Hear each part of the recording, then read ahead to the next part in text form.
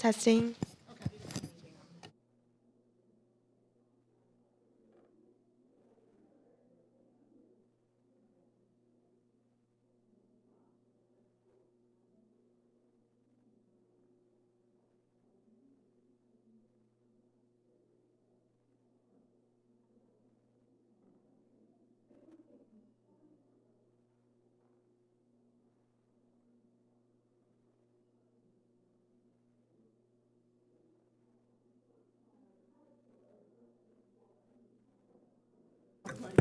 Testing.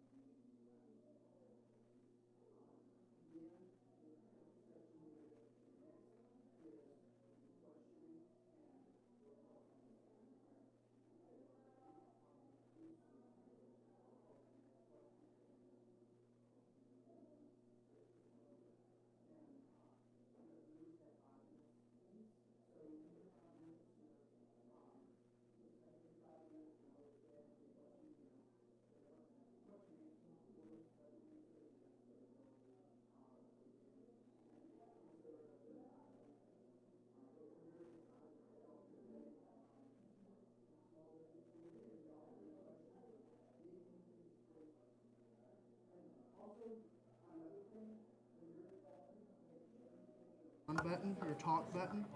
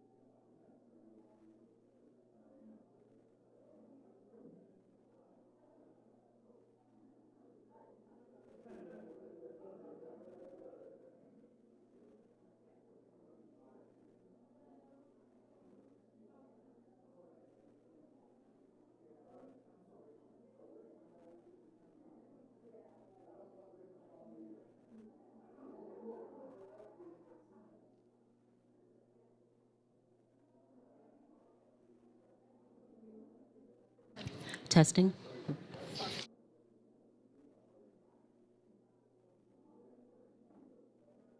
Test.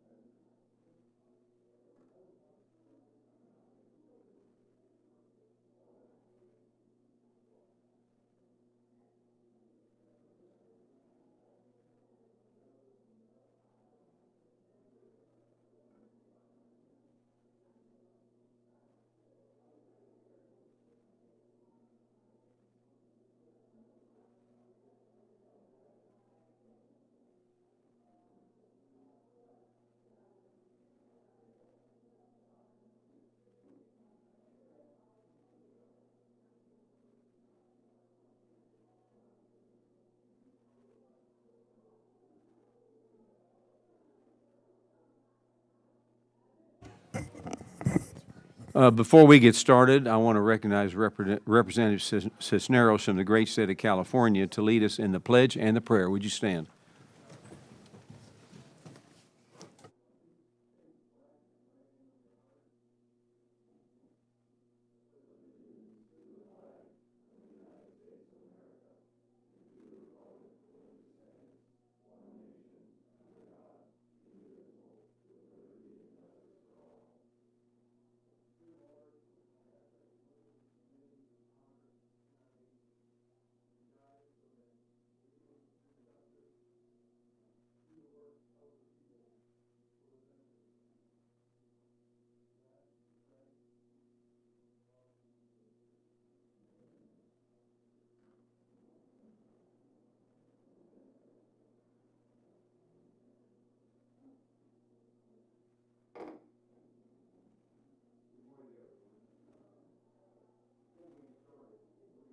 So you're not worried about what you said or what you did. We'll have people moving in and out a lot today because there are a lot of other hearings going on. So if somebody gets up after you talk, don't worry about it. They're heading, but they'll be back. So I want you to be aware of that.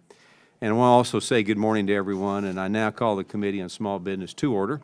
Without objection, the Chair is authorized to declare a recess of the committee at any time. I now recognize myself for an opening statement. Welcome to today's hearing entitled Wired for Growth: How Expanding Broadband Can Revitalize Rural Small Businesses.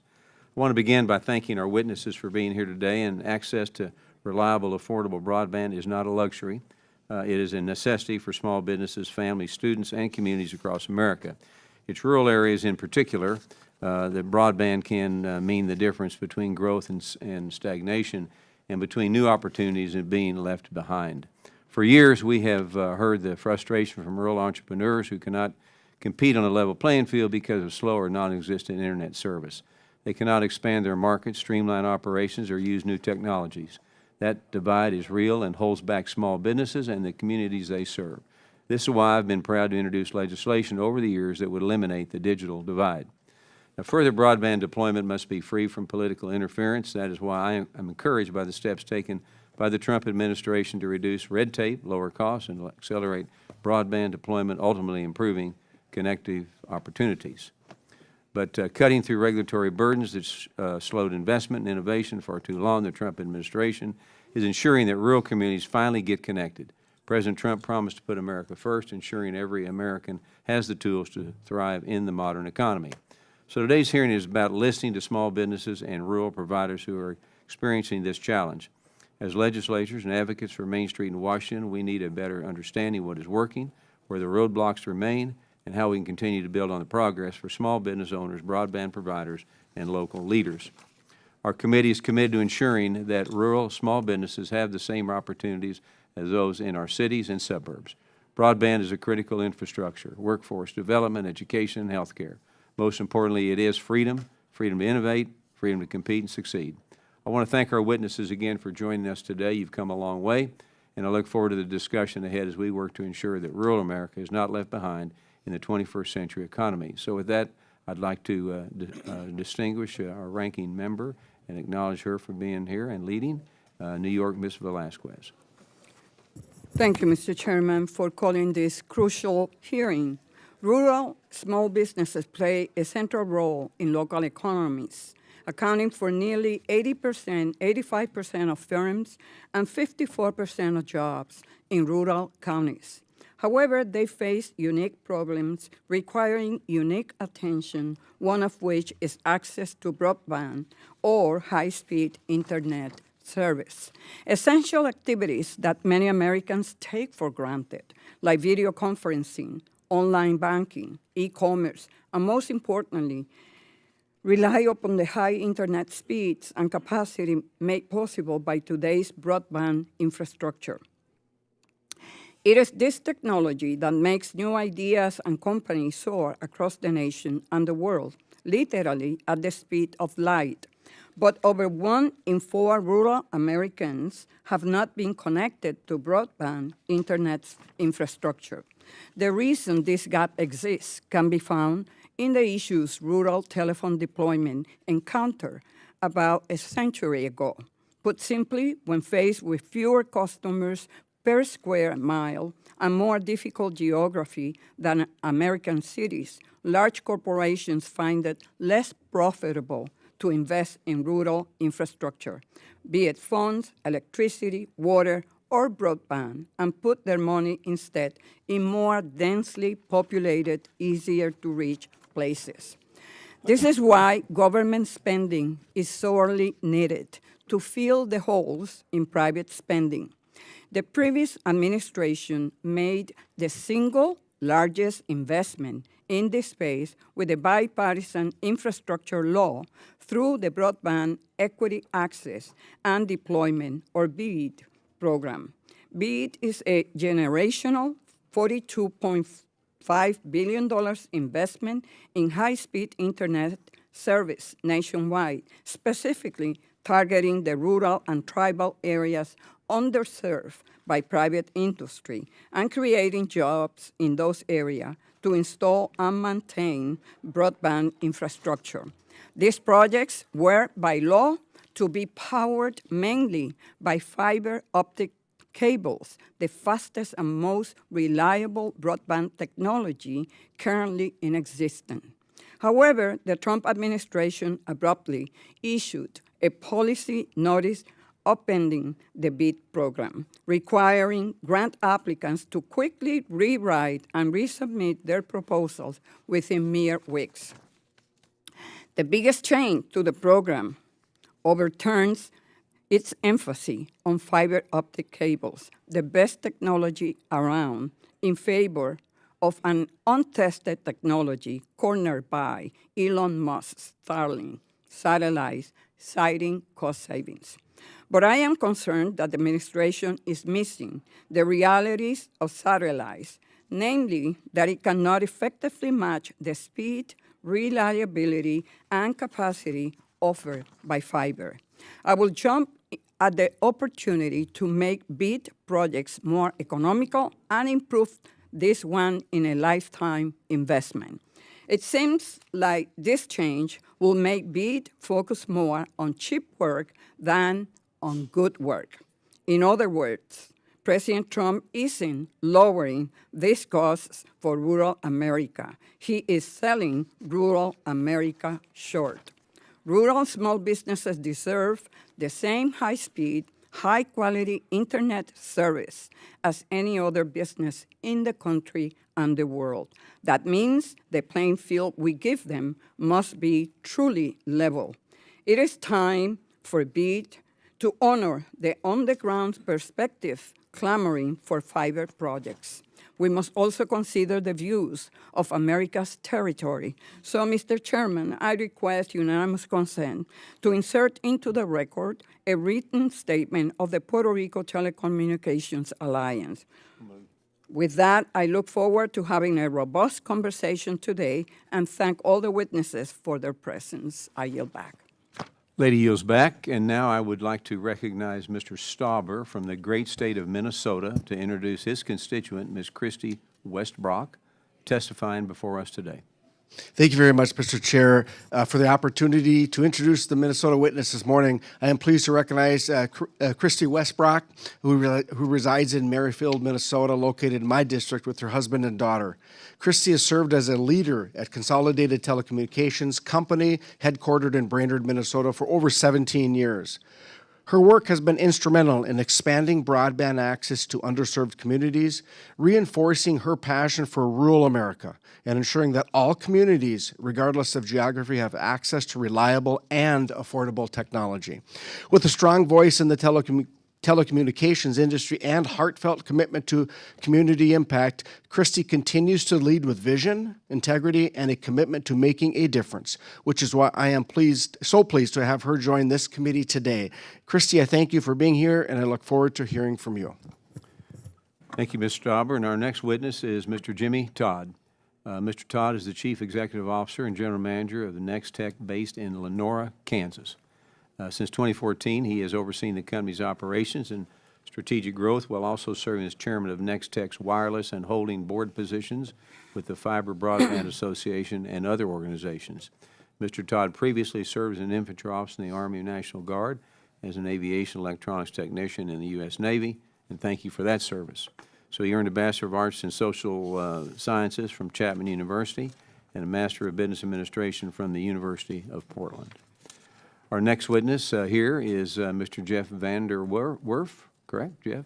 Mr. Vander Werff is fourth-generation farmer and the owner of VWF LLC from Kent City, Michigan. He oversees precision agriculture and agronomics on the farm, focusing on the data-driven practices that have positioned his operation as a community leader. In addition to farming, he is also co-owner of the multi-location agricultural retail business that serves much of Michigan.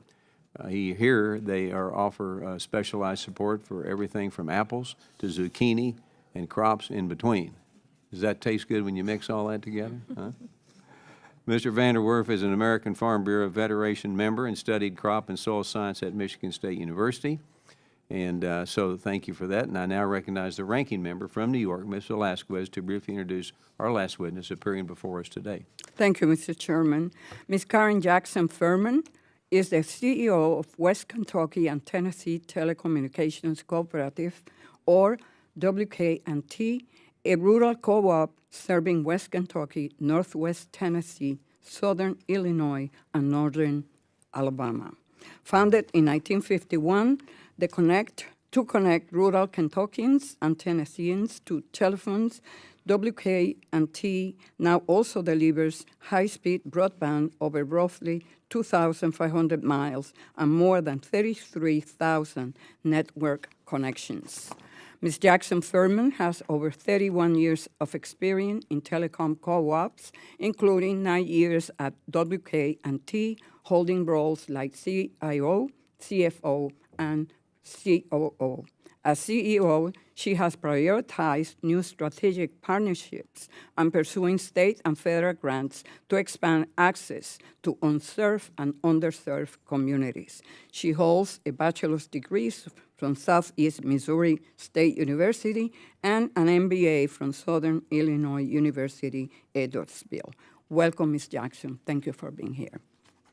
Lady yields back, and again, I want to thank all of you for being here today. And before we recognize the witnesses, we'd like to remind them, we got some rules around here. I'm going to tell you the rules. They're not hard, okay? I'd like to remind them that their oral testimony is restricted to 5 minutes in length. We want to stay with that. If you see a light turn red in front of you, it means your 5 minutes is up and that you need to conclude, and you should wrap it up, okay?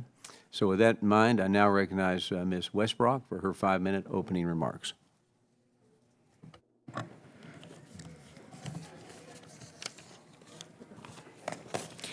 Chairman Williams, Ranking Member Velasquez, and members of the committee, thank you for the opportunity to participate in today's hearing, which focuses on the importance of rural broadband connectivity and how it can revitalize small business. I am Kristi Westbrock. I'm the CEO and General Manager of CTC, headquartered in Brainerd, Minnesota. I am a native of Browns Valley, Minnesota, with a population of 505. I grew up in a small town where my graduating class was 26 people, and everyone knew everyone by their first name. That grounded my passion for rural America. Today, I live in Merrifield, Minnesota with my husband, Mike, and my daughter, Emily. I've been with CTC for 17 years, and I have over 25 years of industry experience. CTC is a full-service technology advisor serving central and northern Minnesota for the past 75 years. With our fiber network, we offer our members fast, reliable internet, phone, TV services, as well as business phone systems and IT systems. CTC is a cooperative, and we live by our mission to empower our members, employees, and communities through exceptional service and life-changing technology solutions for a sustainable future. As today's hearing will hopefully underscore, fast, high-capacity broadband in rural areas promotes small business growth and creates jobs. For example, Ledrick Studios, a cutting-edge video production and marketing company in Hibbing, Minnesota, saw an immediate boost in its process and its production efficiency after having a robust fiber connection. Ledrick had previously served with spotty, less reliable connection, but we were able to help his company achieve more and receive more from its clients. Jim Lee from Ledrick Studios has stated, In our fast-paced industry, where every second counts and digital connectivity is paramount, CTC's unwavering reliability has been a game changer. It's the bedrock upon which we've built our enhanced operational efficiency. CTC hasn't just met our expectations, they have redefined them. Our transition has been transformative. This is just one example showing how we've been able to contribute to our community and how a reliable connection can impact rural broadband, rural businesses, and economic growth and vitality. However, we have more work to do. This is where public policy plays such an important role in helping build and sustain broadband in rural markets that would not otherwise justify such investments for ongoing operations. For example, there has long been bipartisan recognition for years that the lengthy review process are slowing down broadband deployment, particularly in regions with short construction seasons. In Minnesota, even a brief delay can push projects back by years. These setbacks increase cost as unpredictable timelines make it more challenging to secure contractors and maintain our work schedule. Grant programs play an important role in rural broadband deployment, and I provide specific examples in my written testimony of programs that CTC has leveraged, as well as thoughts on where the BEAD program is headed. Last week, the Minnesota Office of Broadband unveiled their draft plan for public comment. CTC is expected to receive approximately $20 million of the BEAD funding, along with our members' capital investment of $6 million to build out 2,209 locations, with 35 of those being small businesses. To be clear, grants by themselves are not enough to keep rural America connected. It ultimately takes a mix of community commitment and private capital to build networks as well. And in many rural areas where terrific broadband exists today, those networks were not built by leveraging grants, but rather through a mix of private capital and loans and support from the FCC's Universal Service Fund. In fact, the continued operation and sustainability of network efficiency and affordable services in rural areas can present a significant challenge. This is where USF has its greatest impact. Even if federal funding is available to help with construction capital, we still need to recover our matching investments, keep our rates affordable to consumers and small business, and maintain our networks. As I explained in my written testimony, while USF has been very successful, we need to modernize how this program is funded, and we appreciate the work of bipartisan lawmakers from the U.S. Senate and House in considering such reforms. I thank this committee and interest in all these issues and look forward to working with you to ensure all Americans experience the benefits of broadband over the best possible networks, both today and for decades to come. Thank you. Great on your timing. Thank you. And if you hear me do this, that's remind you to move on, okay? All right, I now recognize Mr. Todd for his 5-minute opening remarks.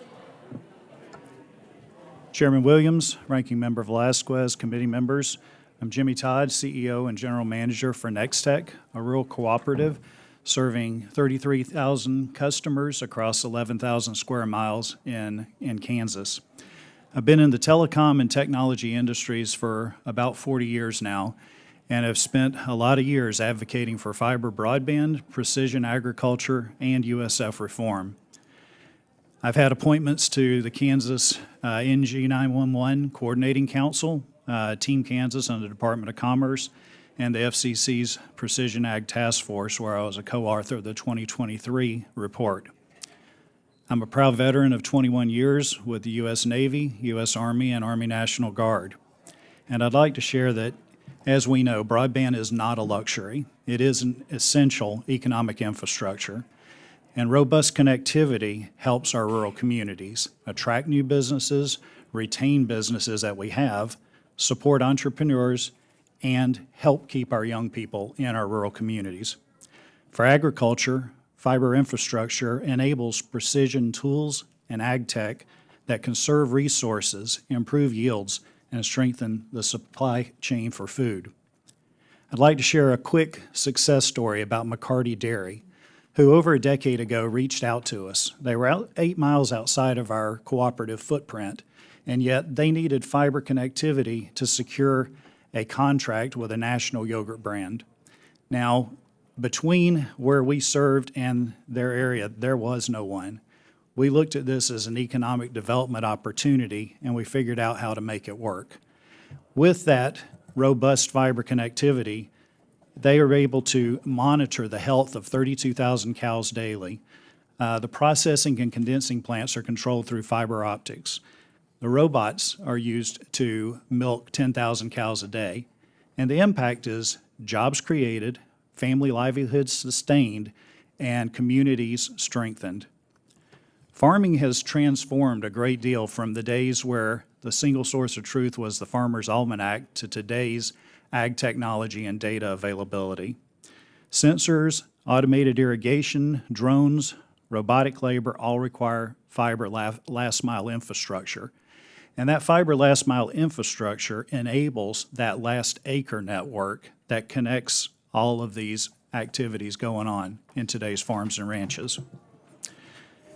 There are many success stories that I can share, but challenges continue to remain. Burdensome permitting processes delay builds, which add to costs and discourage investments. Congress can help by streamlining permitting so rural America doesn't fall behind. Nex-Tech was the first in the nation to bring fiber to a rural exchange. And despite early criticism of gold plating, we persevered and continued with that focus. Fiber is the do it once, do it right technology. And it supports smart ag, it supports AI, telehealth, remote education, and will for decades innovation in the future.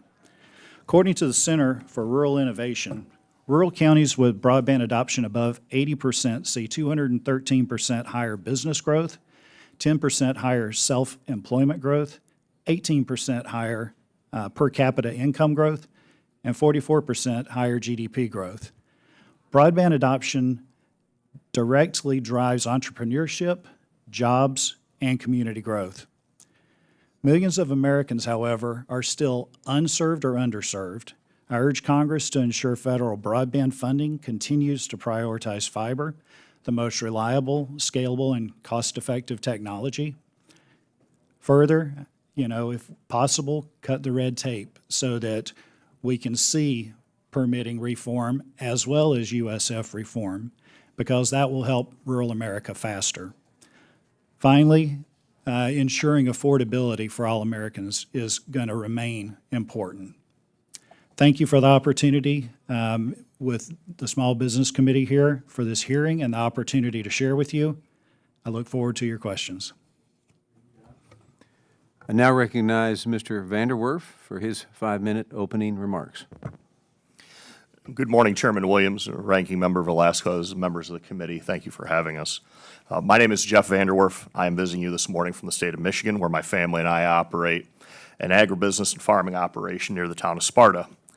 Like many Americans, we depend on reliable internet service as a part of our daily lives, and in the wake of the COVID-19 pandemic, that need has only become more acute.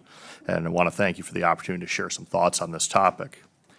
As a small business owner and farmer, the internet is a part of our daily lives, from the connectivity of our precision agriculture software to the use of cloud-based billing systems for our agribusiness. Reliable high-speed internet is a necessity we have to have. The lack of infrastructure, however, has made that more challenging as our connected world continues to evolve. It seems a weekly occurrence in our community Facebook groups that someone is asking if there are better internet options available for their homes and businesses. And sadly, there are often only 1 or 2 providers in the area, and coverage is less than ideal. Our family has tried to be a part of that solution for years by installing and hosting broadband internet at our farms, utilizing our physical elevation as well as our 130-foot grain systems to boost signals and help more folks reach high-speed fixed-point internet. And while private industry is making strides every day to improve this, there is a lot of work to be done. We often hear the phrase the last mile when describing services in rural areas, whether it be the Postal Service or Amazon or high-speed internet. And this is where the need is greatest. And while innovations such as Starlink have helped tremendously, they often are cost prohibitive, putting a further burden on rural America where poverty levels can often match those of our most populated cities. And I do believe there's a better answer. Growing up, I often heard my grandparents talk about how life-changing the Rural Electrification Act of the 1930s was and how much life on their farms and in rural communities improved. And today, we are at a similar inflection point, with part of our country living in the modern area while rural America lags behind. This is just another contributing factor in the decline of our rural towns and the small town America that we all love so much. It isn't just about businesses or farms being able to access internet service. It's about lost opportunities for rural Americans in an increasingly digital world. From education and job opportunities to simple things like trying to order a tractor part, families are being forced to make hard choices when it comes to where they live and where they want to raise a family. And the increase in online virtual work has made it more difficult for young Americans to plant their roots in the hometown that their families have lived in for generations, further hollowing out middle America. I want to thank you again for your time this morning to discuss this topic, and I certainly welcome any and all questions from the committee. Thank you. Thank you very much. And now I recognize Ms. Jackson-Furman for her 5-minute opening remarks. Chairman Williams, Ranking Member Velasquez, and members of the committee, thank you for the opportunity to testify today on the important topic of how expanding broadband access can ensure small businesses are able to thrive. My name is Karen Jackson-Furman, and I am CEO of West Kentucky and Tennessee Telecommunications Cooperative, a local provider serving rural parts of Kentucky, Tennessee, Illinois, and Alabama. We serve more than 33,000 customers, covering approximately 2,500 square miles, and employ 109 people from the community. I'm also here representing WTA, Advocates for Rural Broadband. WKNT will be celebrating its 75th anniversary next year. And we got our start with a loan from USDA's Rural Electrification Administration to provide telephone service to the citizens of several counties in Kentucky and Tennessee. Since then, we've expanded and upgraded our operations. Today, we provide 100% fiber connectivity to our customers. High-speed internet continues to transform our world, including rural areas, and is a necessity for full participation in modern life and economic competitiveness. WKNT isn't just a residential internet provider. We're also a small business that provides vital services to more than 1,000 other small businesses. And it's critical infrastructure and vital for rural communities and small businesses.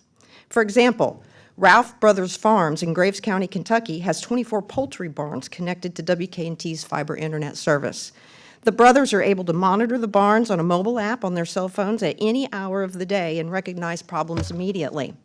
In another example, Michael Warren and Nassar of Savant Learning Systems in Weakley County, Tennessee, worked with Tennessee's Bethel University to develop one of the first online academic programs allowing police officers to complete their continuing education and required training without having to travel, saving both time and money. They say that their WKNT fiber connection makes all the difference in what they do.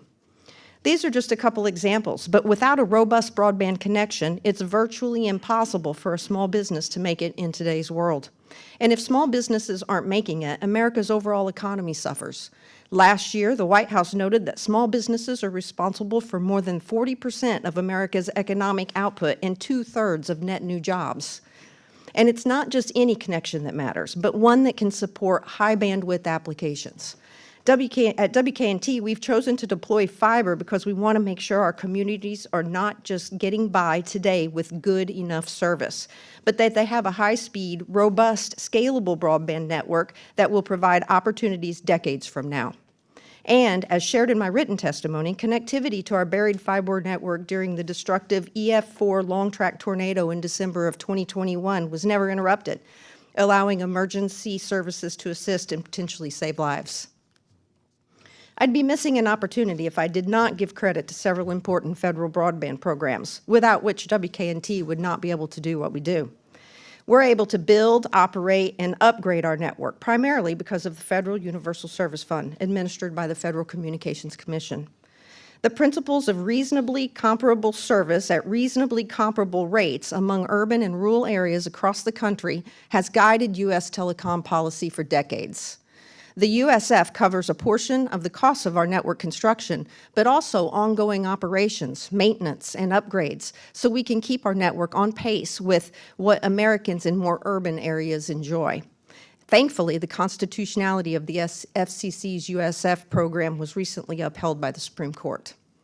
In addition, grants from programs like USDA's Reconnect program, created by Congress in 2018, and now the BEAD program, have and will provide us opportunities to expand our network and services. Lastly, as I alluded to earlier, having a broadband connection is incredibly important, but it's also important that it be affordable. As Congress looks to modernize USF, finding a solution to the affordability question must be part of that discussion. I'd like to extend an invitation to each of you to come see us. We'd love to introduce you to our small-town business owners that rely on high-speed internet to run their successful businesses while living in an area that they choose to live in. Thank you for the opportunity to testify, and I look forward to answering any questions you may have. Great job. I'll now move to the member questions under the 5-minute rule, and I will now recognize myself for 5 minutes. Mr. Vander, as a small business owner and farmer myself, I understand that the right technology is crucial to precision agriculture. So my question is, how has limited or unreliable broadband impacted your day-to-day operations? Well, thank you for that question, Mr. Chairman. The simple answer is we can't operate without it. As some of the other folks described, complicated ag operations, precision ag, monitoring our grain systems, things like that require good, reliable, high-speed connectivity. From our agribusiness perspective, we've had to deliberately look to locate facilities in areas that have access to cable internet.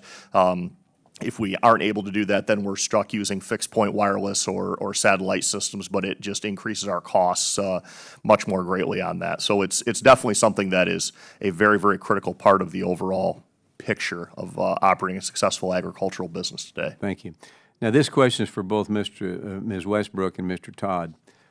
Rural communities aren't one-size-fits-all when it comes to connectivity. In your view, how important is it for federal broadband programs to take a technology-neutral approach, such as allowing fiber, wireless, satellite, and other solutions to compete based on what best fits each community's needs? Ms. Westbrook? Thank you, Mr. Williams. Yes, so we believe that there's room for all technologies in networks, especially when you're looking at how we can potentially serve communities. But in my professional opinion, fiber broadband is the answer, mostly because we know that it's scalable, and with the AI explosion that we will see, the networks are going to have to be that robust. I also want to make sure that in the BEAD program that the dollars are spent and that we're not back asking for additional dollars because one of the technologies didn't stand up for the long haul. I believe in doing that with our taxpayers' dollars and making the best investment when we can. Okay, good, thank you. Mr. Todd, do you want to add to that? Yes, Chairman, thank you for the question. And I would agree with Ms. Westbrock in that fiber is the preference, and here's why. It's a generational investment. When using federal funds to make an investment for broadband connectivity is something that we want to stand for generations. You know, we go back to the early mid-90s with fiber infrastructure, and it's still operating today. However, we've used other technologies that in short periods of time have to be fully replaced. And so when you look at the reliability and the long-term generational use of the investment, in my opinion, fiber is the preference. Let me move on, Mr. Todd. How do your companies adapt their deployment strategies to account for unique challenges of serving sparsely populated rural areas where higher costs and terrain or geography may limit certain technologies? So we have been very fortunate to leverage funding through grants from the federal government as well as the state government. We have been able to expand our network out to reach our neighbors. So beyond our cooperative footprint, we have, the network's already in place. So being able to expand to there is less costly than if we were to start a greenfield build in a particular area. So we continue edging out as we find funding to be able to reach those sparsely populated areas, because I'm in a very ag-heavy area. So ranches and farms are the biggest businesses in northwest Kansas, north central Kansas. And so with that, we expand fiber to reach those businesses. Thank you. Ms. Westbrook, as a broadband provider, what tools or approaches do you find most effective in keeping service affordable for rural communities?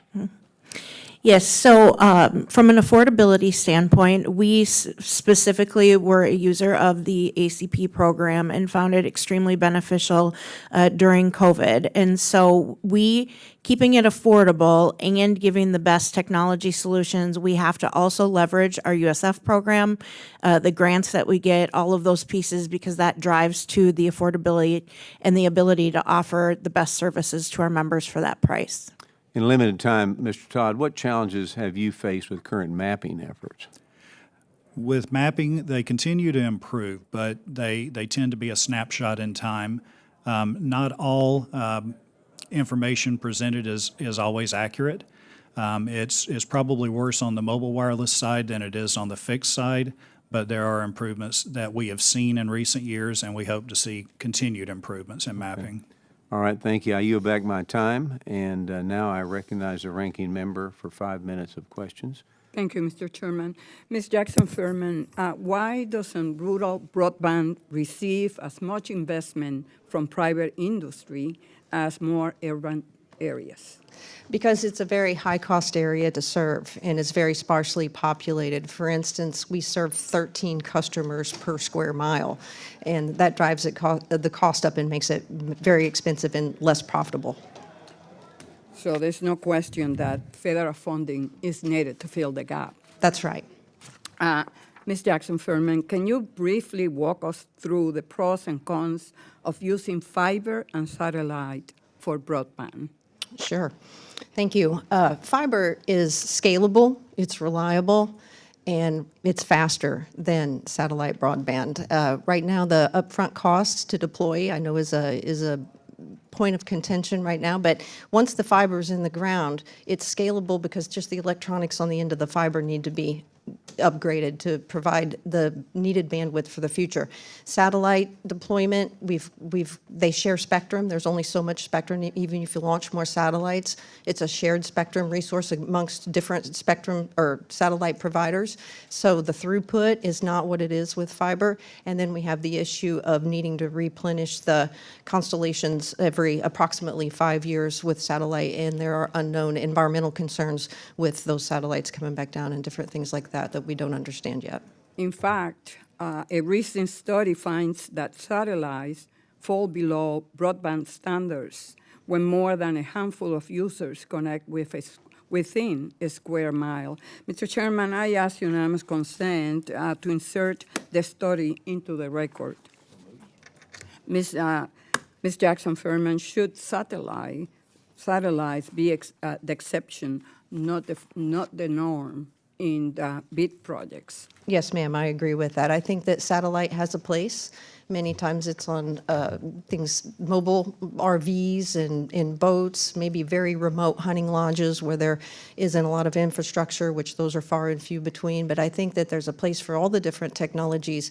But whenever fiber is available and the funding for fiber is available, absolutely, it should be fiber. And so why is it important to have a variety of broadband programs serving different needs?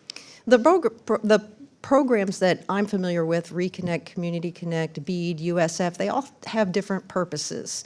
I think it's important that they not overlap, but for instance, Reconnect, that helps with the capital infrastructure cost, but it also has a loan component that might be beneficial for some big companies to utilize. BEAD, that's 100% capital infrastructure, but USF, it's unique in that it's got the component for maintenance, upgrades, the long-term operation support. So we need the different funding mechanisms to keep rural America connected.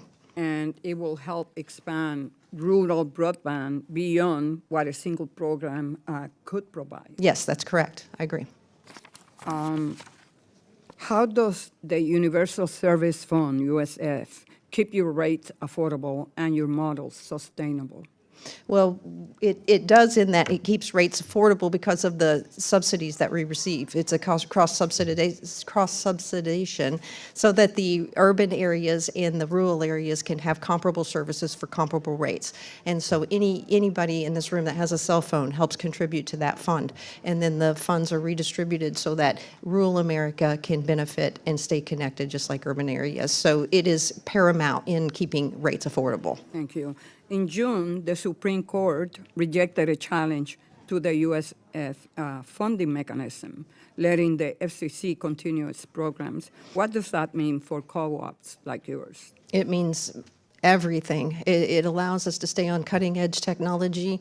It allows us to keep our networks upgraded, maintained, expansion potentially. It is the difference between operating and not operating. Thank you. Mr. Chairman, I yield back. Lady yields back. I now recognize Mr. Muser from the great state of Pennsylvania for 5 minutes. Thank you, Mr. Chairman, very much, and thanks very much to our witnesses. Certainly a very important subject.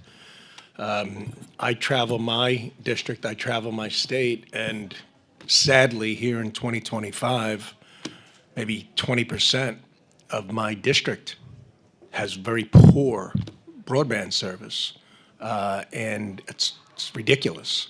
There's a lot of money going towards it, federal money, state money.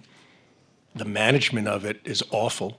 I know in Pennsylvania, our current governor set up an initiative 2 years ago, that sounded good, but really accomplished nothing. Nothing has improved. But I'm not just going to blame our state leadership. I mean, this has been the case. This should have been improved 5 years ago, 10 years ago. So that's why now, Ms. Westbrook, in your state of Minnesota, let me just ask on a scale of 1 to 10, because a lot of money goes towards this. I mean, $1.5 billion. And I know how my Democrat colleagues just say, oh, yeah, we just need more money. Just give us more money. That's great, okay? But nothing is improving with the money that has gone. Now, there's been $1.5 billion sent to Pennsylvania over the last 3 years. And again, zero improvement. How's Kansas developing? Or excuse me, Minnesota. Yeah, so in Minnesota, I would say that our Office of Broadband has done a remarkable job in our state grant programs. I believe they've been allocated extremely well. Although I will say that there are providers that take the money and then they don't build out the project. They say they're going to do it, and then 3 years later, people are still waiting for that. Right. They go where the money is. They go where Absolutely. They can do more hookups, right. So the language is written terribly for rural broadband. It's not restrictive enough. So you give it a good rating. Go on.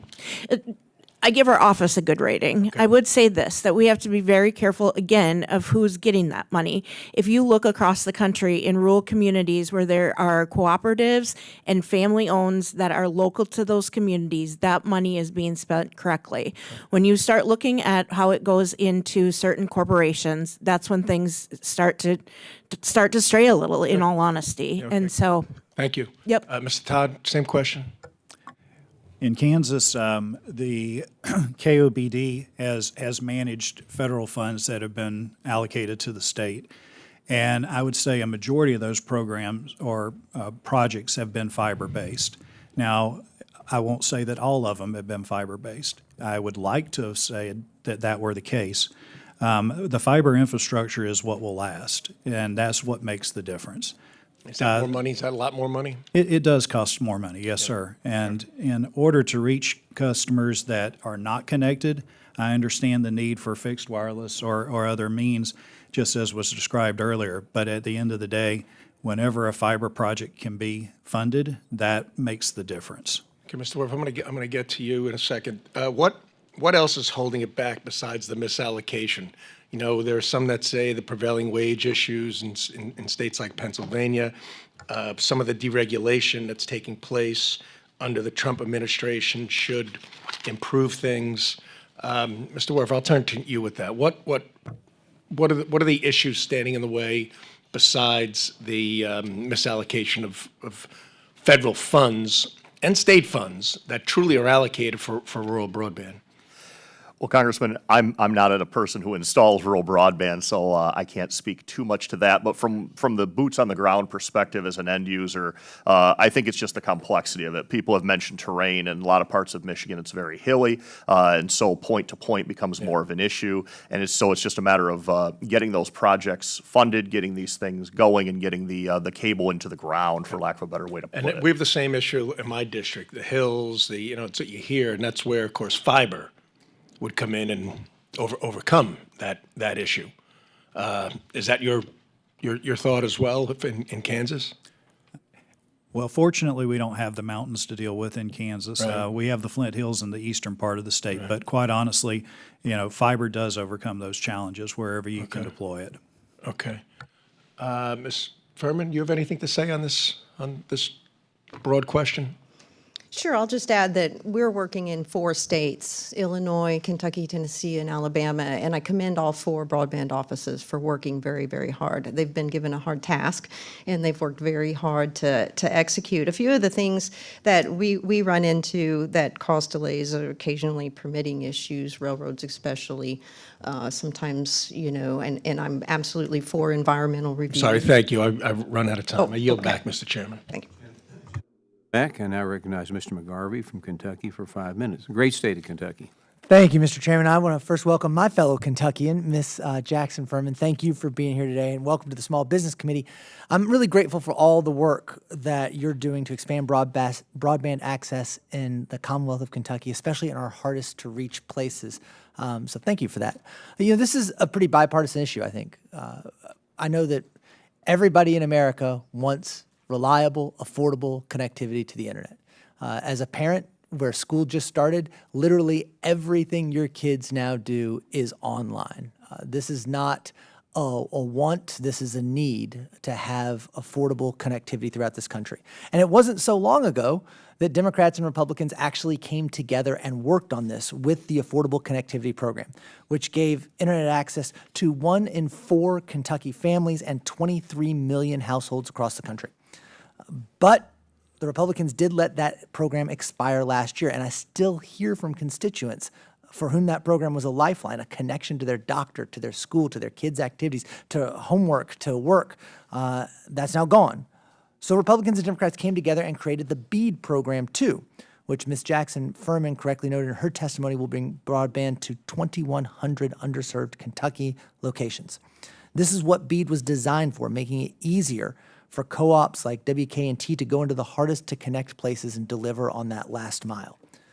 But in June, the Trump administration abruptly reworked the BEAD program requirements, creating chaos for state broadband programs, offices, small service providers, and communities that were about to get reliable internet for the first time. So Ms. Jackson-Furman, we'll start there and just say, tell us about what the Trump administration's changes on the BEAD program meant to you and the people for whom you provide internet. Thank you. The biggest thing that it meant to companies like me is removing the fiber preference and allowing satellite to compete on equal footing, and then fixed wireless too. Specifically satellite, though, I know they put in a lot of applications for a lot of locations. So what that means for me, I think we fared pretty well in our application area in Kentucky through a consortium that we're involved with, but in Tennessee, where we applied for funding, we lost locations that were awarded to satellite. And I say that a satellite was the only other applicant in that area. So I'm assuming they were awarded to satellite because they weren't awarded to WK&T with fiber technology. So that was the biggest impact. Yeah, and I'm hearing from everybody's testimony up here. Again, the goal is to get internet to people who need it, right? I'm hearing from everybody up here that this preference for satellite makes it less reliable for people to get internet. Is anybody disagreeing with that right now? Great, silence is an answer. There's a really well-known entrepreneur from my hometown in Louisville, Kentucky, David Jones Sr., and he once said, quality is often the most affordable thing you can do. So fiber is a better quality than satellite. It lasts longer than satellite. And even though it might be more expensive up front, is what I'm understanding that it is cheaper over the long term and better for the people who need it? Mr. Todd? In our experience, what we've seen is that the investment, when you look at the operating as well as the capital investments, over a 10-year period, you end up being in a better position with underground fiber. And isn't that what we should be looking at, is where are we in the best position for both the people of the country and for taxpayers' money with this program? Absolutely. Okay, that helps. And it's working better in the areas that most need it, right? Those hard to reach areas where sometimes in the mountains of East Kentucky or wherever you are, satellite might not be as reliable. This gets it there, and over the long run, it's cheaper, it's better for people. And I'd love to see us go do that to deliver on that bipartisan goal of making sure everybody in this country is connected to the internet. In an urban district like mine, a lot of people don't really struggle with broadband access. It's the affordability of broadband right now. And the Affordable Connectivity Program made it just a little bit easier for families struggling to put food on the table, to get by, to have internet. I just want to ask Ms. Jackson-Furman, you got 20 seconds. What did it mean in rural communities, and what's happening now that the funding's gone? Well, the ACP program definitely helped people connect, stay connected, and now that it's gone, they've been disconnected in many cases. And that's it in a nutshell. You did it in under 20 seconds. Thank you so much, Mr. Chairman. I yield back. Gentleman yields back. I now recognize Mr. Finstead from the great state of Minnesota for 5 minutes. Thank you, Mr. Chair. I want to welcome Ms. Westbrock to the committee. As a fellow Minnesotan, I just want to say thank you. Thank you for what you do for our neighbors. And for the committee, what she does for our neighbors is there's no cookie cutter approach. Every hookup that you provide, every high-speed internet access point that you provide, you're going through lakes, you're going through rocks, you're going through forests. You live in a gnarly part of the state when it comes to not a direct A to B type hookup. So thank you for being creative and figuring it out. Access to high-speed internet is the great equalizer in rural America. It provides opportunities for our small businesses to, really be competitive globally. And without that access, we lose opportunities in rural America. And one of the things that I've heard from small businesses across Minnesota is really just understanding the maps. We see the different maps, whether it's from the state broadband office, whether it's from the federal level. As a small business is looking at locating or expanding or, really trying to figure out where they can play in that global economy, you look at one map and says, wow, this area has, great access to high-speed internet. And then you set up shop and you realize you don't. So from your perspective, just give me the lay of the land in regards to the mapping of what we in government, think to believe to be true versus what is on the ground a reality. Sure, thank you. Across our service territory, we receive requests on a daily basis from business owners wondering if we're going to build in their area because they don't have access to a good connection. We immediately go to the maps to see if there's any opportunity to be able to build to them using a federal program or a state program. And when we go there and look, they show that they're served. And this happens probably 8 out of the 10 times that someone calls in. And the reason that they're showing served is because people are over-reporting their data. Company are over-reporting.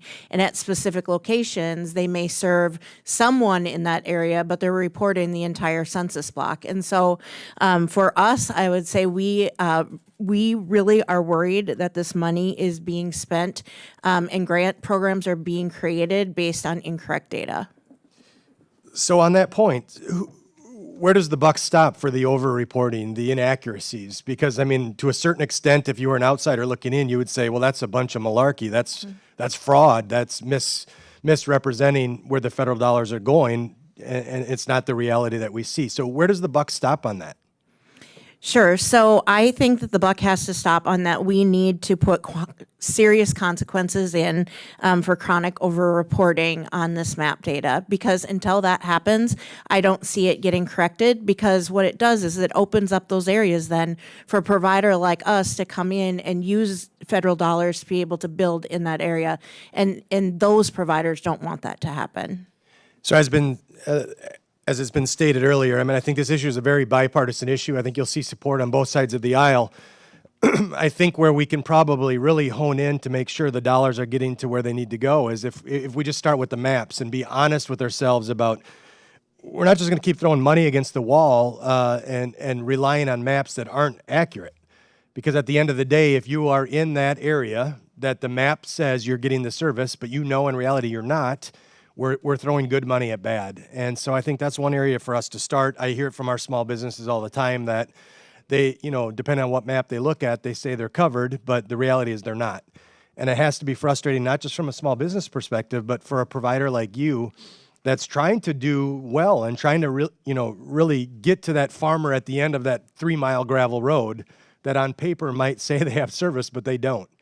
And so I think that's one of the areas that we can really dig into here in Congress to try to figure out how do we do better with the dollars that we're spending to make sure we're actually getting to that farmer at the end of the 3-mile road. And, I just, again, want to thank you for what you do for our neighbors. I know that, like I said, not two projects are alike, but you're a problem solver and you're really trying to do good for our neighbors. And I appreciate you being here. Mr. Chair, I yield back.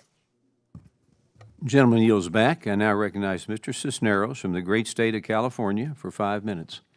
Thank you, Mr. Chairman. Like several have already shared today, I believe we are at an inflection point. Much like electricity in the early 20th century, internet access is a foundational technology in the 21st century.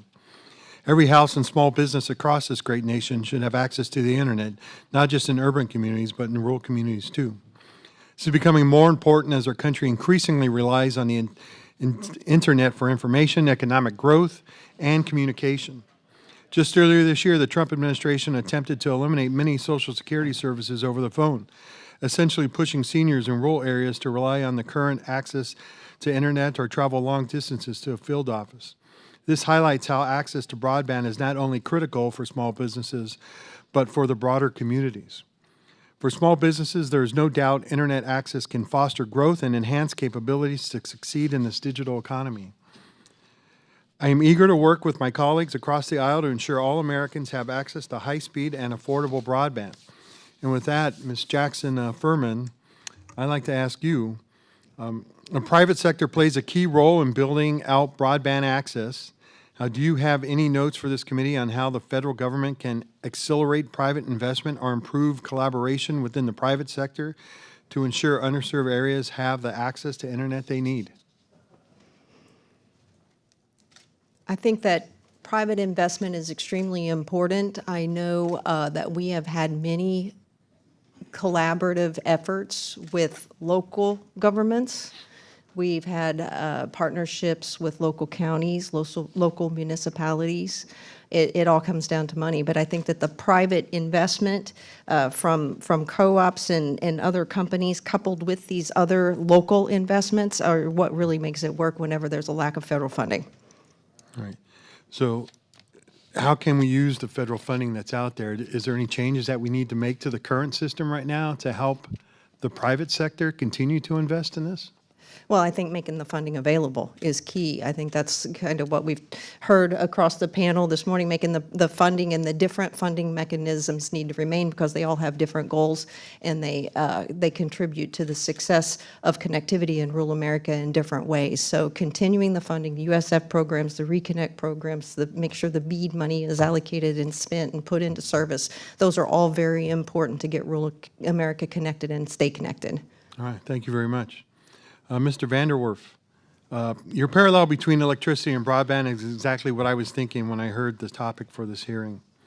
With ongoing conversations about next-generation internet technologies, what would be the impact of a wired digital divide on small-town America if we don't start making improvements now?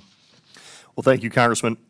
That divide's only going to continue to increase. And being someone who lives in a rural community, has grown up and lived there for generations, one of the big things that we see is the number of young people that continue to leave our communities. And if we want to have rural America continue to exist, to be quite direct about it, for another 2 or 3 generations, we have to give young people an incentive to want to stay there. And if they can't further their education, if they can't access online job opportunities, things like that, that divide is only going to continue to grow and continue to erode rural America. Well, thank you for that answer. Ms. Jackson-Furman, another question for you. Once networks are built, how important is it to ensure our families and businesses can afford to connect to these networks? It's very important. I think that whenever connectivity is ubiquitous, all boats rise in a community. There's opportunities for remote work, remote education, which oftentimes lead to career positions and remote work and sustainability of families in rural America, so it's extremely important. All right. Well, thank you all for being here today. And like my colleagues have said, right, this is a bipartisan issue. It is something that all of America needs, no matter where you live in our urban areas, like my district is, or in rural America. This is what drives our economy now. This is how we communicate, and this is how we do business. And if we don't make these investments, and if we don't support these efforts to ensure that everybody has access to this, it's only going to leave people behind. You know, I think in our day and age right now, we would never stand for anybody living in a house or being anywhere without electricity or running water in their house. And I think we have to feel the same way right now today about internet connectivity. So with that, Mr. Chairman, I yield back. Gentleman yields back. I now recognize Mr. Stauber from the great state of Minnesota for 5 minutes. Thank you, Chairman Williams and Ranking Member Velasquez, for holding this hearing today. You know, in rural Minnesota, broadband isn't a luxury, it's actually a matter of survival. I've heard from businesses across my district in all the counties and small communities who are trying to serve their communities by running restaurants, farms, auto shops, and much more. Yet they can't reliably upload a payroll file or process a credit card when a snowstorm knocks out their satellite service. It's 2025, and this can't be accepted status quo for our rural communities. Connectivity is no longer optional, and right now, federal broadband programs are too duplicative, too bureaucratic, and too slow to deliver results for Main Street. Ms. Westbrock, you know this better than most. You serve rural Minnesotans every day through CTC. Could you speak to the regulatory roadblocks like permitting delays and redundant reporting that hinder your ability to build and connect our communities? Thank you. It is our primary roadblock during construction season of getting the permitting approved. And so in one really specific example, as you know, we hope that we can start building in April and we hope that we can go to mid-October, but then our construction season is over. So when we have 6 months delays for soil testing, that causes our project to get pushed back another year. And then we wait another 6 months for the state to approve it. We're now pushed back 2 years on that project only because of the delays in permitting.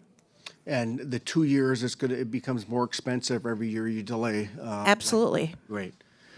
In your testimony, you also mentioned the importance of the Universal Service Fund in helping maintain affordable service for rural areas. That's an issue that I've worked on with you directly. And I signed on to the amicus brief defending the USF before the Supreme Court. And I was glad to see the court ruled in our favor of preserving this essential program. Can you expand on why the USF is so critical to rural broadband operations and what you believe Congress should do to help modernize and sustain it? Sure. And thank you for signing on to that brief. That was a very important time for us. There are several pieces of legislation right now, the Fair Contributions Act, Lowering Broadband Costs for Consumers Act, and then the USF Working Group that are working on updating programs which would put USF on a more stable footing. Failing to address these concerns will accelerate the declining pool of resources available for USF. And for us specifically, we work very, very hard to not be dependent on it. I mean, we're building out and diversifying our business all the time, but at the end of the day, our business is still over 20% dependent on USF. And that number for many co-ops is a low percentage. But without that, we cut jobs, we cut services, our networks don't stay as reliable. So USF does have to have reform. I actually went out and toured one of your sites. Incredible people, incredible leadership, and trying to splice that fiber. I mean, it's just an amazing process, and I was very happy to be there just outside Brainerd. And finally, in your testimony, you provide some specific examples of how broadband service has helped small businesses in our community. Can you talk about what broadband service technology you believe is most beneficial to meet the needs of small businesses in our rural communities? Yes, and I'd love to give you a specific example. Seven Sigma Systems is a company that's located in Brainerd, Minnesota. They have 25 employees, but they run a software company. That software company touches millions of end users on our fiber network. And just to take into account the 25 employees they have no brick and mortar. And so those 25 employees are in states like Georgia, Indiana, Wisconsin, Texas, Iowa, and they are all operating. All of those employees have to have reliable network in order to support that. And so that business is so exciting because those people can live where they want to live and have the jobs that they have for a livelihood there. But we believe in fiber, Representative Stauber. Yeah, you know, the representing a rural community, it's a quality of life issue. If you look at if you talk to realtors, I mean, the first thing people will ask is a reliable service. That's a huge component to that, the economies that are going to drive new home buildings, first-time home ownership in rural America.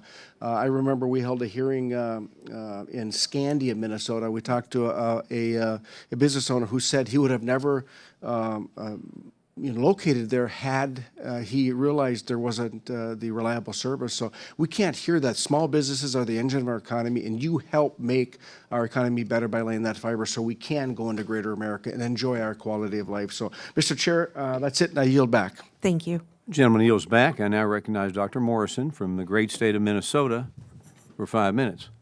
Thank you, Chairman Williams and Ranking Member Velasquez, for holding this hearing, and thanks to our witnesses for being here and taking the time. Quick shout out, of course, to my fellow Minnesotan, Ms. Westbrock. I love all the Minnesota representation in the House today, Mr. Chair. Thank you. While I was home in Minnesota in August, I had the pleasure of meeting with many small businesses from around my district. We all know small business plays a vital role in our economy, and their entrepreneurial spirit helps them devise innovative solutions to the unpredictable challenges that are thrown their way. One of the critical tools that help our small businesses innovate and modernize is, of course, broadband internet. So many aspects of our lives, such as e-commerce, education, and healthcare, now rely on having reliable, high-speed internet service. As a physician myself, telehealth enabled me to continue to connect with and care for my patients during the pandemic. And since then, telehealth flexibilities have continued to play a crucial role in ensuring patients are able to access the care they need, especially in rural areas. Telehealth options fill a gap in areas where in-person care is limited or specialty care is unavailable. But to access these services, patients and providers have to have reliable broadband connections. So with that in mind, Ms. Jackson-Furman, do you have suggestions on ways that the USF can be improved to ensure that rural healthcare providers have the broadband capabilities needed to provide telehealth care? Well, we've got specific programs within USF that are designed for specific initiatives such as E-rate and other health services. So I think that if that were a priority, I think that potentially a specific fund could be set aside for something like that. But in the greater realm, if the BEAD funds are expended the way that they're supposed to be expended to achieve what they're supposed to achieve, we should have connectivity. It's an Internet for All program, right? And we think that there may be holes left post-BEAD that Reconnect and different funding mechanisms can help fill. But I think that all of that has to do with deploying the facilities and then having specific USF programs to help people stay connected and to continue to maintain those networks going forward. Thank you. I appreciate that answer. In June, the Trump administration issued a policy notice making substantive changes to the BEAD program. One of the most significant changes was deprioritizing the installation of highly reliable fiber optic cables and allowing funding to go to satellite broadband technology providers. This change opened the way for Starlink, America's largest satellite broadband provider and a subsidiary of SpaceX, to receive funds for BEAD projects. Ms. Jackson-Furman, again to you. Can you discuss the impact of those changes? Sure. The biggest impact for providers such as WKNT was losing the fiber preference and allowing fixed wireless and satellite specifically to compete for the funds. The short answer is that it will create a landscape of haves and have-nots for fiber connectivity, which is faster, more reliable, and scalable. So some folks will be left with a inferior service, and that's unfortunate. So a specific impact to WKNT is we lost the opportunity to serve serviceable locations that we would have otherwise served with fiber. That is concerning. Thank you, and good to know. I'd, of course, be remiss if I didn't mention that Starlink is owned by Elon Musk, and these changes made by the Trump administration came shortly after Mr. Musk's tenure as a, quote, special government employee. In the lead up to the passage of the budget reconciliation bill, the majority attempted to condition BEAD funding on states agreeing to not regulate artificial intelligence for 10 years. I'm concerned about how this would threaten online safety, jeopardize data privacy, and spread misinformation. But I would like to hear from you, Ms. Jackson-Furman, on how linking program funding to an unrelated condition might hinder broadband deployment. In my opinion, AI is a separate issue from BEAD funding, and they shouldn't be linked at all. AI obviously is a tool that we all use in day-to-day life, and it's exciting and it's new. I think that it does need to have some boundaries on the sides of it to make sure it's used appropriately. But ultimately, I believe BEAD funding and AI are completely unlinked. I agree with you. Thank you, Ms. Jackson-Furman. And thank you, Mr. Chair, and our witnesses. I yield back. Lady yields back, and it is like being at the Minnesota State Fair with all these Minnesotans here today. I now recognize Mr. Alford from the great state of Missouri for 5 minutes. Thank you, Mr. Chair. I'm not from Minnesota, but another M state, Missouri. Good to have you with us. I have the honor of representing Missouri's 4th Congressional District, largely rural, 24 counties in the heart of Missouri, in the heart of America. Right now, 15 federal agencies with more than 100 different programs have been working to try to make sure that every American has access to broadband. Despite this, I meet folks each and every time I'm back in the district, and they ask me one thing: when are we getting broadband? Farmers cannot use modern technology. Families cannot access telemedicine. Small businesses are not willing to relocate to rural areas because they don't have the tools necessary to conduct small business in 2025. Many of my constituents lack the rural broadband, about 70,000 families. That's a lot. And this is despite billions of dollars being spent on attempts to expand rural broadband, including the most recent tranche of $42 billion from the Biden administration's Infrastructure and Jobs Act. It is unacceptable, in my opinion, that 7 million homes and businesses, primarily in rural areas like central Missouri, still lack access to rural broadband. Ms. Westbrock, thank you for being here today. Billions of taxpayer dollars, as we've said, have already been spent on broadband expansion, and yet rural communities still do not have adequate access. Why is that? Well, I will give you my professional opinion on that. I believe that the reason that they don't have access yet is because the way certain programs have been administered, that the programs have given money to companies that don't follow through on the work that they say they're going to do, or they take shortcuts. They don't put in the robust connections that should be put in, and then they're lacking that connectivity still in rural America. And we see it over and over with large corporations that say X and they don't do X. And that's very concerning when you live in small rural communities and you hear that often. Are there any consequences to that lack of fulfillment for what they are really charged with doing with the federal government's money? I am unaware of any. Mr. Todd, you're the CEO of Nex-Tech, a company bringing fiber to rural communities in nearby Kansas. Given your advocacy for broadband funding reform, what legislative or regulatory burden do you believe most slows deployment in areas like my district? Thank you for the question. And I would say what would slow things down is generally the permitting process. As you know, there are different levels of permitting and right-of-way access that must be navigated. You've got different programs within the federal government which are not in sync, but you also have state and county and municipality codes that you have to work with. All of those can present delays in getting the permitting necessary to build out a project. That leads to delays and increased cost, unfortunately.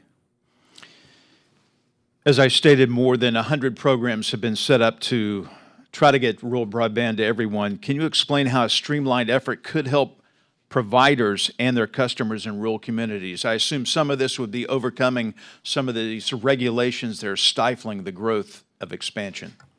I believe consistency would simplify things. Streamlining and consistency would make a difference. When a different program follows different rules and how you approach not only presenting a project, but being approved and then acting on it, then that creates complications. So uniformity and consistency would be a great help. Mr. Werff, we have 1 minute left. There are thousands of folks just like you in my district who are forced to adapt and attempt to run their small businesses without full access to broadband. How has this lack of access to broadband, how has that affected your business? Thank you for the question.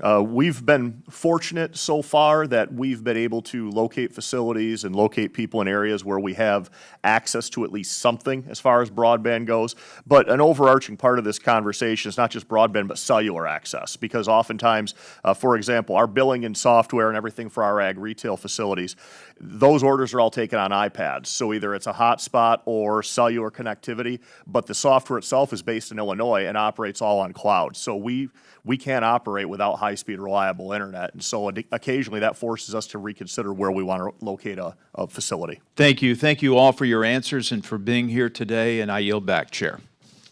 Gentleman yields back. I now recognize Mr. Tran from the great state of California for 5 minutes. Thank you, Mr. Chairman. Ms. Westbrock, last year your company CTC announced a partnership with the Communication Workers of America to create the first Broadband Center apprenticeship program for Minnesota and other states in the region. How beneficial are programs like these to both workers and providers like yours? It's extremely important, especially in rural communities, that we can provide new workers coming into programs with the apprenticeship program. In this case, we had a tremendous experience in working with the CWA. We had our first two that have graduated from the apprenticeship program. They both came straight out of high school into the apprenticeship program and are already working in a great job with a great income. So it's been super successful, and my thanks to the CWA for working with us. That's so good to hear. How can the federal government better maintain and expand its support for registered broadband apprenticeship programs like yours? Funding mechanisms are needed. Today, that program is really grassroots, and we're trying to fund it ourselves with them and us involved, but we need more help, and we need more awareness of how helpful these apprenticeship programs are. I agree with that. Thank you for your testimony. For both Ms. Jackson-Furman and Ms. Westbrock, for more than 30 years, the Universal Service Funds has been a critical federal program for working families, ensuring millions of Americans have access to broadband in the most rural and underserved areas in California and across the country. Reliable, high-speed internet connection isn't a luxury, and it's vital to how modern small businesses operate. Thankfully, SCOTUS upheld the constitutionality of the program, but now Congress must look towards improving the program. Ms. Jackson-Furman, first, in your respective written testimonies, you highlighted the importance of Universal Service Fund. Could you first discuss how Congress could modernize and strengthen the Universal Service Fund and ensure it continues to meet the evolving connectivity needs of all Americans?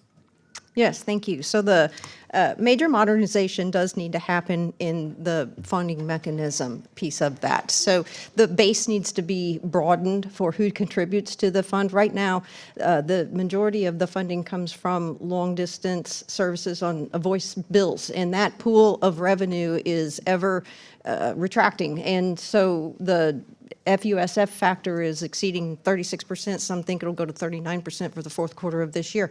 That's not sustainable. So expanding the base contribution to edge providers and all ISP providers would bolster the fund, make the support predictable for the foreseeable future, and help us all operate with confidence when we're making 20-year investments.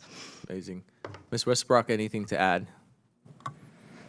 I would just add that the modernization of USF is critical for our rural communities to have that support.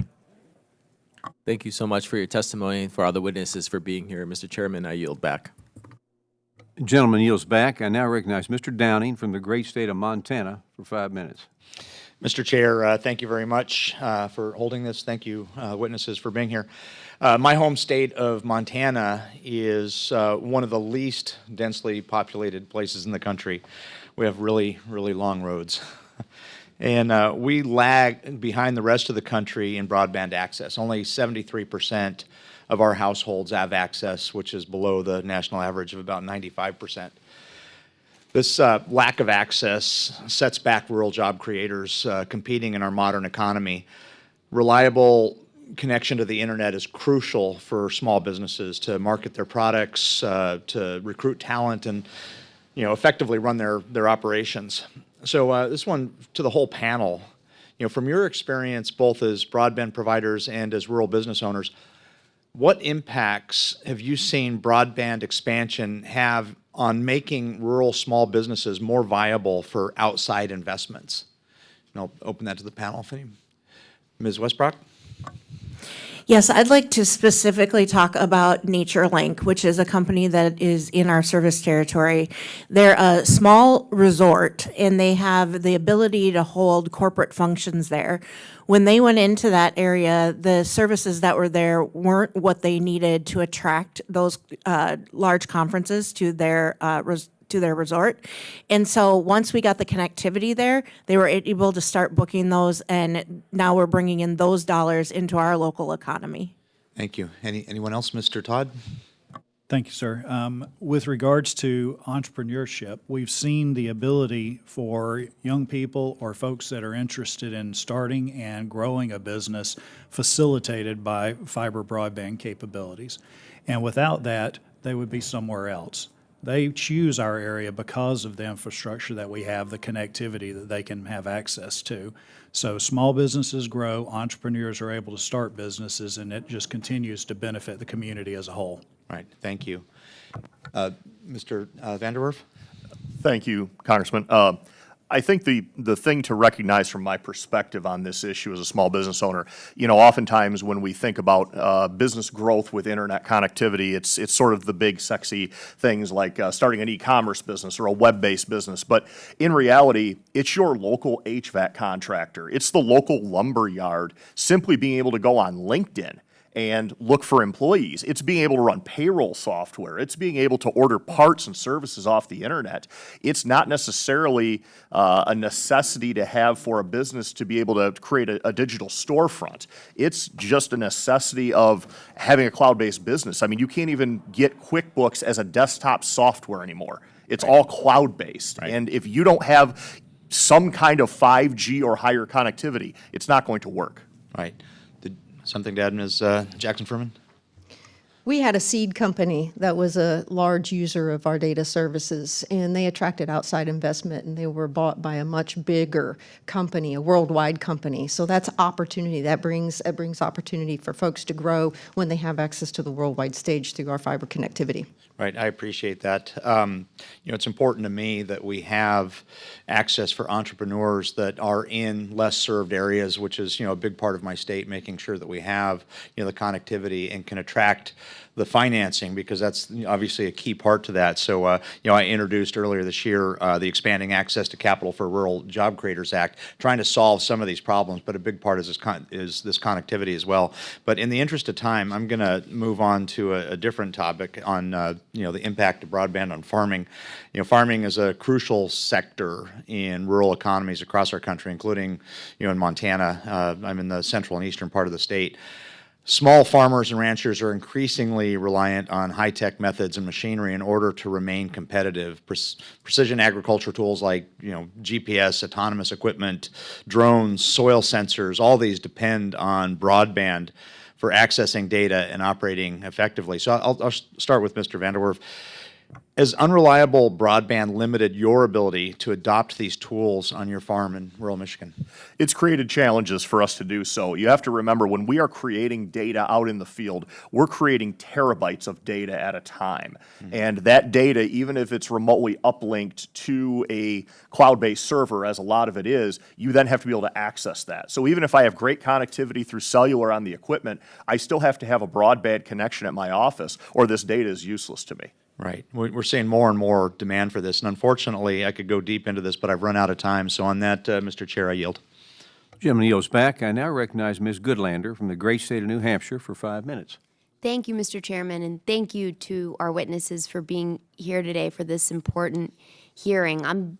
We're all back from our districts. I spent 40 days and 40 nights pounding the pavement across New Hampshire, and the issue of reliable, affordable internet access came up pretty much everywhere I went.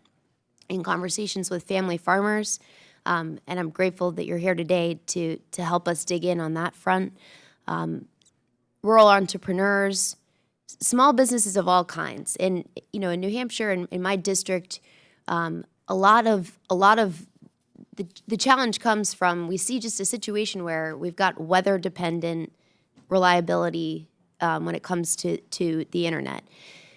We had an opportunity through the bipartisan infrastructure bill, which paved the way for my state to really deliver broadband across the board. $191 million that has been put on the table for the state of New Hampshire. Our state, on a bipartisan basis, as we always work, put together a great 5-year plan. And just last month, changes to the BEAD program, which is really the lifeline for my state to be able to achieve what we all want to see, which is universal broadband access that is reliable and affordable. The BEAD program is critical to that. Ms. Furman, Jackson-Furman, I know you have applied for, and the other witnesses, have you all applied for BEAD grants or worked with the program? So I just want to ask, and Mr. Chairman, I'd like to enter into the record a letter I wrote to Secretary Lutnick last month about this specifically. I want to thank you very much. It hasn't been received a response yet. We have an opportunity here with this $191 million in the state of New Hampshire. We've got a great plan that it was already approved. It's waiting for us and waiting for the grantees across my state who've gone through a lot of trouble to navigate complicated federal programs, and I'm all for cutting the red tape and waste, fraud, and abuse wherever we can find it. But Ms. Jackson-Furman, can you tell us a little bit about your experience with the BEAD program and what it means for the goal we all want to achieve? Sure. Thank you. The BEAD program is, the fiber preference was removed. I know I said that before, but that was a really large issue for us, providers like us in rural America, the fiber preference being removed. Satellite, while we think there's a place for all technologies, fixed wireless and satellite alike, fiber technology is considered the future-proof technology with the full scalability and robust reliability that fixed wireless and satellite do not offer. So it makes sense to spend the dollars in a program like BEAD to provide sure connectivity as opposed to taking a gamble on what might be. And so I think that creating a system where not everybody has access to the same technology is unfortunate. Ms. Westbrock, can you talk a little bit about your experience with BEAD and what disruptions you've seen in this freeze on federal funds? Sure. So the BEAD program has been complicated as a provider to navigate. We have spent many nights and working on a BEAD application. We were recently preliminary awarded the $20 million. But if that fiber preference wouldn't have changed, I believe that we would have been awarded much more than that. We didn't apply for certain areas specifically because we knew that the match that we had would not be the match that we would need to have, and without being able to get a waiver. So we chose not to apply in certain areas. Well, welcome and all of your ideas on how we can make these programs work better. I've got a bill, a bipartisan bill with Congressman Weed, the Office of Rural Affairs Enhancement Act. It's an office within this Small Business Administration. I've got 30 seconds left to ask our witnesses just if anyone has thoughts on how the SBA can be a more effective force multiplier and operator in helping to connect rural small businesses with what is theirs, these federal programs and funding streams. I would welcome your ideas since we are, after all, the Small Business Committee. I'll jump in here. So I think that we would ask that individually as congressmen and women, whenever the contribution reform vote comes up in Congress, we need your help in order to have contribution reform so that UFF remains sustainable into the foreseeable future. As far as the Small Business Committee, I don't have anything to ask right now, but as members of Congress, I do. Thank you very much. I yield back, Mr. Chair. The lady yields back, and I'd like to thank our witnesses for their testimony and for appearing before us today. You all did a really good job. Your hometowns and states should be proud of you. Without objection, members have 5 legislative days to submit additional materials and written requests for the witnesses to the chair, which will be forwarded to the witnesses. I ask the witnesses to please respond promptly. And if there's no further business without objection, the committee is adjourned.